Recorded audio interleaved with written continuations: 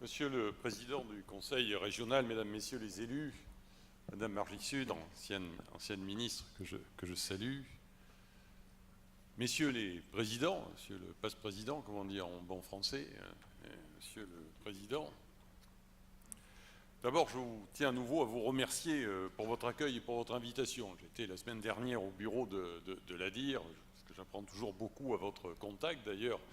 J'étais à peine arrivé que j'avais déjà participé à une réunion de votre bureau. Ça fait partie de mes souvenirs d'intégration, je dirais, dans l'île. Et cela m'avait permis de rencontrer les forces vives de l'industrie réunionnaise. Alors, votre trajet a été marqué par l'élection d'un nouveau président. Et je tiens à vous féliciter, Daniel Moreau, pour cette brillante élection. Et à remercier également Jérôme Isotier pour toute l'action qu'il a pu mener, compte tenu des défis qui sont rencontrés par l'économie de l'île et par l'industrie en particulier. Alors, je voudrais m'arrêter sur quelques éléments, Jérôme Isotier, que je retiendrai de votre présidence. Il y a eu de nombreux domaines qui ont fait l'objet de votre action. Notamment la structuration et la mise en avant de l'offre industrielle de l'île. Ça a marqué les précédentes présidences aussi au cours de ces dernières années. Il y a eu le grand chantier également lié aux évolutions des dispositifs d'aide fiscale en faveur des investissements productifs. C'est une réalité aussi. Les dossiers sont parfois un peu difficiles, Monsieur le Président, on ne va pas dire le contraire, mais je dirais que ça s'est amélioré aussi. Je vais prendre un exemple. En matière de logement, où il y a une simplification des dispositifs d'aide, notamment ça s'est traduit par un dossier unique maintenant pour l'octroi tant des subventions que pour les procédures de défiscalisation. Et cela a été fait sur la base de propositions qui ont été faites à La Réunion. Et je reviendrai sur cette faculté de proposition, de simplification, et sur le rôle que peut jouer l'économie locale et les acteurs locaux.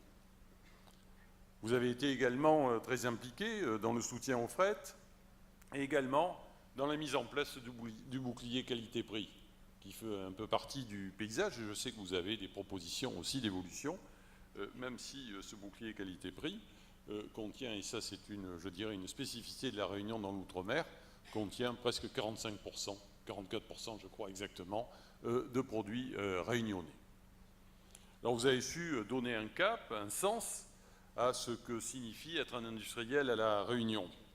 Être un industriel à La Réunion, c'est être un chef d'entreprise, c'est développer son entreprise, gagner des marchés, mais c'est aussi un acteur du développement social et sociétal tout court, compte tenu des enjeux de notre société ici dans l'île, compte tenu des problèmes d'emploi, compte tenu des problèmes de pauvreté. Et ce message, vous l'avez fait passer, vous l'avez bien ancré dans la conscience collective. Alors les liens de l'État et de l'industrie sont anciens. C'est une relation qui s'est bâtie au fil des années, des décennies, compte tenu de cette approche volontariste que vous avez soulignée dans les années 60. Parce que certes, la départementalisation, on en parle beaucoup, on en parlera encore demain, c'est 1946. Mais je dois dire que le véritable démarrage de l'alignement qui a constitué la départementalisation entre la métropole et La Réunion, le véritable démarrage, c'est le début des années 60, c'est le développement économique, justement. Développement économique qui est allé de pair avec le développement social. Alors bien sûr, nous avons pu avoir des approches différentes. Vous l'avez dit, Monsieur le Président du Conseil régional aussi. Nous n'avons pas toujours la même opinion sur les sujets, mais comme l'a dit Claude Investa, c'est aussi une intelligence collective. Parce que nous sommes non pas sur le même bateau, mais nous sommes sur la même île, nous sommes dans la République, parce que ça c'est le point important qui nécessite cette approche collective. Je crois qu'on parle d'équipe, mais la République c'est aussi une forme d'équipe, ce sont des valeurs collectives, ce sont des valeurs partagées, et c'est ça qui doit nous permettre de travailler ensemble. Et le thème que vous avez utilisé aujourd'hui est important, et j'aurai l'occasion de revenir dessus. Et c'est cette approche qui a permis que l'intérêt commun puisse prévaloir dans notre travail.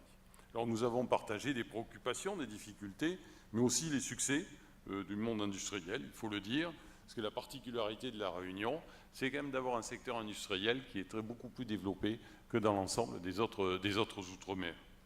Et cela permet de créer de la valeur, et ça a permis donc de créer une industrie forte, ancrée sur son territoire. Et cela a été rendu possible uniquement grâce aux entrepreneurs que vous êtes aussi. Ce n'est pas un propos de circonstance, je le pense sincèrement. C'est grâce à vous que ce secteur économique donc, a pu progresser, et les pouvoirs publics, qu'il s'agisse de l'État, des collectivités territoriales, sont là pour apporter cet appui. L'industrie, c'est un des piliers de l'identité réunionnaise, c'est aussi, je dirais, l'un des socles du modèle économique, notamment au travers de secteurs qui ont été évoqués, qu'il s'agisse de l'industrie agroalimentaire, chère à votre cœur, Monsieur le Président, des énergies renouvelables, des nouvelles technologies de l'information et de la communication, du tourisme, du BTP. Cela en fait bien partie. Alors j'ai écouté avec attention les discours précédents et je retiens aussi une grande volonté d'ouverture qui s'est manifestée à cette occasion. Et l'inventivité, la créativité ont été les marques de fabrique du tissu industriel local. Je le disais, il a fallu beaucoup de volontarisme au départ pour créer cette industrie par rapport, je dirais, à l'activité d'importation qui avait marqué la Réunion depuis, je dirais, son statut d'ancienne colonie vers le passage vers le statut de département d'outre-mer. Et cette inventivité a été nécessaire compte tenu de son insularité, de son isolement aussi, d'une certaine façon, et la Réunion a dû apprendre à innover. Et le choix qui avait été fait au moment de la départementalisation de soutenir une stratégie d'import-substitution, c'est le terme qui avait été utilisé, s'est révélé être le bon. Et c'est ce qui a permis d'avoir ce développement depuis donc le début des années 60 jusqu'à maintenant. Mais il nous faut certainement, on en a souvent parlé d'ailleurs avec les acteurs du monde économique, identifier de nouvelles pistes industrielles de création de valeur en complément de la consolidation du modèle existant, dont les marges de progrès d'ailleurs demeurent encore. Et je pense à la différenciation de la production, la montée en gamme, la qualité, l'innovation. Et l'idée que vous avez développée d'une nouvelle vague, en quelque sorte, d'industrialisation du territoire, me paraît complètement d'actualité. Sur de nouveaux modèles, très certainement, et c'est à vous de faire émerger ces nouveaux modèles. Quand je dis que l'État est là, je vais parler pour l'État, je ne vais pas parler pour le Conseil régional, Monsieur le Président, que l'État est là pour vous accompagner, ça suppose que vous soyez aussi force de proposition sur ces sujets. Je sais que vous pouvez être force de proposition. Vous avez conduit beaucoup d'initiatives dans le champ de l'import-substitution. Il reste toujours à faire, je le disais, dans ce domaine. Mais dans le cadre d'une économie, bien évidemment, de plus en plus mondialisée, le modèle actuel ne pourra certainement pas toujours répondre à tous les enjeux. Et la recherche d'un modèle économique complémentaire devient indispensable. Bien sûr, il y a la commande publique qui était là, cela a été rappelé, entre l'Europe, la Réunion. Avant, vous le savez, qu'avant la fusion des régions dans l'Hexagone, la Réunion était la première région en termes d'aide communautaire. Par rapport même à d'autres grandes régions de l'Hexagone. Bien sûr, il y a eu des crédits d'État qui ont été utilisés. Bien sûr, il y a des crédits des collectivités territoriales. Et la commande publique, notamment dans le BTP, représente à peu près, je cite, 85% de la commande totale. Il faut profiter de cet espace qui est ouvert au moment où il y a encore des crédits disponibles parce que nous sommes dans un contexte, bien évidemment, où les crédits publics deviennent rares, où il va falloir, je dirais, travailler pour avoir en quelque sorte une sortie en sifflet de ce type de dispositif, pour pouvoir encore bénéficier de ces appuis, qu'ils soient communautaires, étatiques ou autres, et donc déboucher sur de nouvelles activités économiques, alors, qui émergent, mais qui restent encore à conforter. Alors, cette nouvelle phase de développement peut nécessiter des moyens, et l'État est là pour cet accompagnement. C'est vrai qu'il y a de nouveaux défis qui existent, je ne vais pas être trop long, mais ils ont été dits, c'est le défi des infrastructures, problématique du foncier, du bâti, je pense à l'amélioration de l'appareil productif pour gagner en compétitivité, c'est la digitalisation de la société. Le Conseil régional a un projet en matière de fibrage qui est appuyé par l'État. D'ailleurs, je profite de l'occasion pour dire que ce sont des actions concertées, complémentaires, il ne s'agit pas de compétition. On parle d'intelligence collective, d'action collective. C'est ça qui est nécessaire à Lille. C'est la transformation également des usages pour modifier l'organisation de certains modèles productifs. Et les Réunionnais, au-delà de nos voisins régionaux, que je salue aussi, aspirent à des produits et services plus sécurisés, plus économiques, plus intelligents.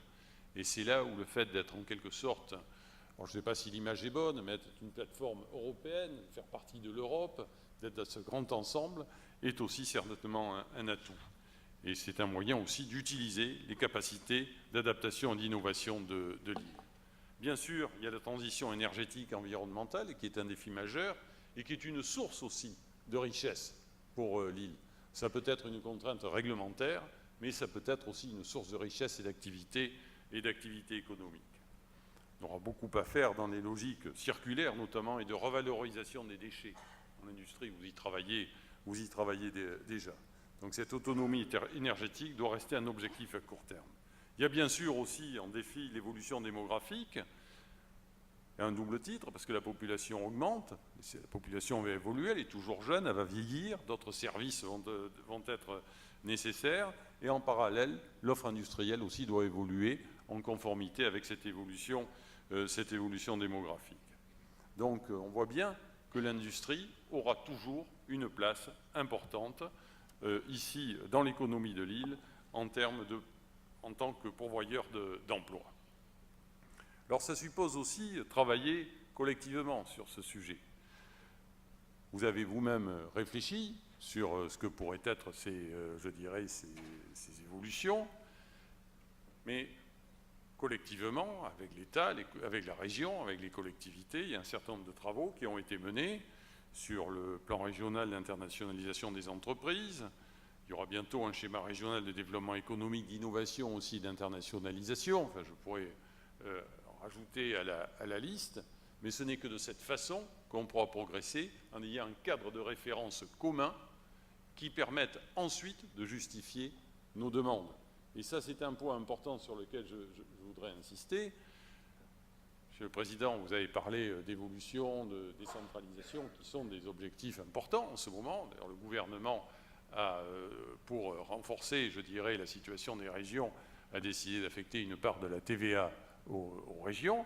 Donc c'est important. Mais surtout, ce qui est important, c'est ce qu'on veut faire avec ce pouvoir. C'est quels sont les modèles qu'on veut développer. Qu'est-ce qu'on veut apporter comme soutien aux entreprises dont nous parlons aujourd'hui. Et ces travaux sont largement lancés. Et j'ai bon espoir, enfin grâce à l'action notamment de l'ADIR, mais pas seulement, mais grâce à l'action de l'ADIR, que des nouvelles perspectives seront ouvertes, qui vont passer notamment par l'internationalisation aussi des activités. C'est un point qui revient régulièrement et c'est parfaitement justifié, parce que ce canal export pour la Réunion, bien sûr dans les pays de l'océan Indien, parmi nos voisins, mais aussi sur l'Afrique australe, de grandes possibilités existent. Mais c'est aussi faire en sorte que l'attractivité de la Réunion soit accrue et qu'on puisse aussi vendre notre territoire. Mais ça suppose aussi mieux définir l'offre de ces territoires. Et alors je sais que vous avez aussi comme projet, ça fait la transition entre les deux mandats, de création d'une maison d'industrie. C'est un beau projet aussi pour afficher cette identité réunionnaise. Alors je vais revenir sur quelques aspects techniques, mais à cette heure de la journée, je vais être aussi plus court. L'État a déployé des efforts importants pour compenser les handicaps structurels de la Réunion. Donc il faut quand même le rappeler, à travers différents outils financiers. Parler des fiscalisations. Pour le logement, la défiscalisation, c'est 100 millions d'euros à peu près par an. Le CICE, le Crédit Impôt Compétitivité Emploi, ça a représenté en 2015 au moins 100 millions d'euros. Parce qu'il y a un certain nombre d'entreprises qui ont des salariés ici à La Réunion, mais dont les centres de direction sont dans l'Hexagone. Donc c'est loin d'être négligeable. Mais c'est justifié, c'est totalement justifié, parce qu'il y a un différentiel de compétitivité qui existe et qui est reconnu. Et j'ai bien entendu vos inquiétudes à plusieurs reprises que vous avez exprimées, les revendications que vous avez pu exprimer. Et notamment au travers du RGEC, premier chef. Alors, je ne vais pas le développer, je pense que vous connaissez bien ce sujet. Mais Monsieur le Président, je m'adresse à vous, Monsieur le Président du Conseil régional, ça suppose de jouer collectif aussi sur ces questions. Il faut qu'on joue collectif et qu'on porte les mêmes demandes entre le gouvernement et les autorités locales, de façon à ce qu'il n'y ait pas, je dirais, de différentiel dans l'approche lorsque nous allons discuter avec nos amis de l'Union européenne. Et sachez que le gouvernement est attaché justement ce qu'on appelle le 4e critère qui permet de tenir compte, je dirais, des surcoûts qui existent ici à La Réunion et dans les autres Outre-mer. Par ailleurs également, c'est un sujet qui est important, cela a été annoncé par la ministre des Outre-mer récemment, c'est le projet de loi de finances pour 2017 qui prévoit que l'abattement qui est applicable aux entreprises qui sont situées dans les zones franches d'activité sera maintenu à son niveau actuel. Alors ça signifie en d'autres termes que la LODEADOM est prorogée d'une année et que la dégressivité en termes de cotisation sociale qui était prévue du dispositif est gelée pour 2017. Donc l'engagement sur ce point du gouvernement a donc bien été tenu. Par ailleurs, il faut noter aussi que de grands investissements que sont le grand port et l'aéroport ont permis d'optimiser des chaînes logistiques et par conséquent les coûts de fret, je l'espère. On est saisi récemment de ce sujet, j'en profite pour le dire. Ça a retenu aussi toute l'attention de mes services pour bien s'assurer que cette évolution du coût du fret est bien conforme, je dirais, à des règles saines de concurrence. Bien, je ne vais pas être plus long, mais je voudrais revenir sur ce thème, parce que, M. Onesta, j'ai été très, très intéressé par ce que vous avez dit sur ce jeu collectif et sur l'équipe. Alors, c'est vrai que c'est vous le grand patron aussi, c'est vous qui constituez votre équipe. La société est un élément un petit peu plus complexe, avec un peu plus de complexité à gérer. Mais je crois que par les différences d'approche, par-delà les différences d'intérêts qui peuvent exister, ou les différentes appréciations politiques aussi, qui sont parfaitement légitimes, je crois qu'il est important de pouvoir se concentrer sur ce qui est l'intérêt supérieur du territoire et sur cette nécessité de rechercher des solutions communes pour le bien de nos concitoyens et des Réunionnaises et des Réunionnais ici en la matière, et sur la nécessité d'apporter cet appui aux entreprises et notamment aux entreprises industrielles. Donc soyez sûr, Monsieur le Président, que nous continuerons à réfléchir ensemble, en liaison bien sûr avec les collectivités territoriales, avec le Conseil régional, avec qui nous développons beaucoup de coopération et de travaux en commun. Et je vous souhaite de réussir pleinement dans ce nouveau mandat. Et vous pouvez être fiers de l'outil que vous avez tous contribué à créer. Merci, bonne journée.